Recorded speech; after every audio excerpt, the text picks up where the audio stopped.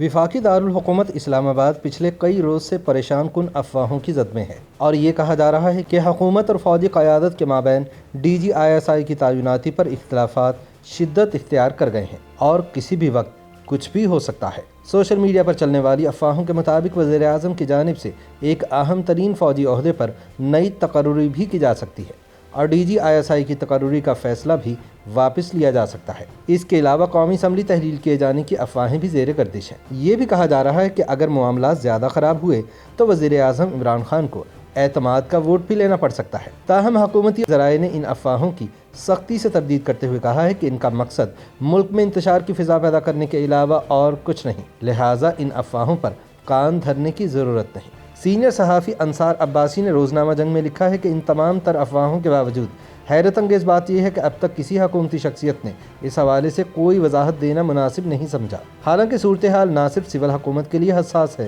بلکہ ملٹری کے لیے بھی یہ انتہائی حساس معاملہ ہے۔ انصار عباسی کا کہنا ہے کہ وزیر اعظم کے معاونین بھی جو عموماً جعلی خبروں بارے سوشل میڈیا پر رد عمل دیتے رہتے ہیں، اس معاملے پر حیرت انگیز طور پر خاموش ہے۔ ہفتے کے روز مولانا فضل الرحمان اور شہباز شریف کو بھی اس افواہ پر بات کرنا پڑی۔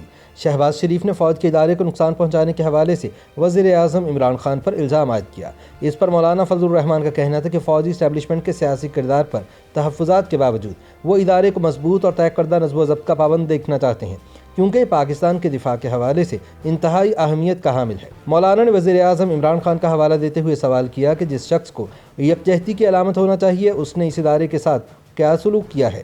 انہوں نے کہا کہ وہ جو کچھ بھی کہہ رہے ہیں وہ انہوں نے سوشل میڈیا پر دیکھا ہے۔ انصار عباسی کا کہنا ہے کہ وزیر اعظم آفس سے ایک مختصر اعلامیے کے ذریعے ان قیاس آرائیوں کا خاتمہ کیا جا سکتا تھا، لیکن حیرت انگیز طور پر ایسا کوئی اعلامیہ جاری نہیں ہوا جس سے افواہوں کو تقویت ملی۔ ذرائع کا کہنا ہے کہ حساس تقرریوں کے معاملے پر آرمی چیف نے وزیر اعظم سے بات چیت کی تھی، جس پر وزیر اعظم عمران خان نے اپنی رضامندی ظاہر کی۔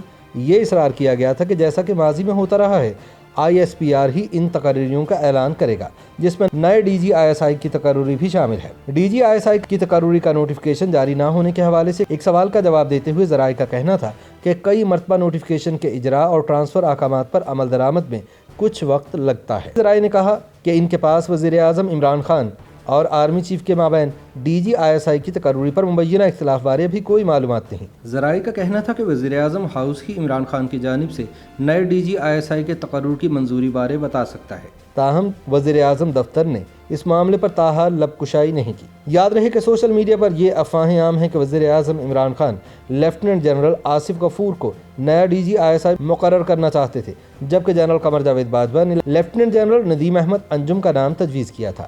انصار عباسی کے مطابق کچھ لوگوں کا اصرار ہے کہ مسئلہ حل ہو چکا ہے، لہٰذا ہر بات جو کہی جا رہی ہے وہ تب تک افواہ ہے جب تک متعلقہ دفتر سے اس کی تصدیق نہ ہو جائے۔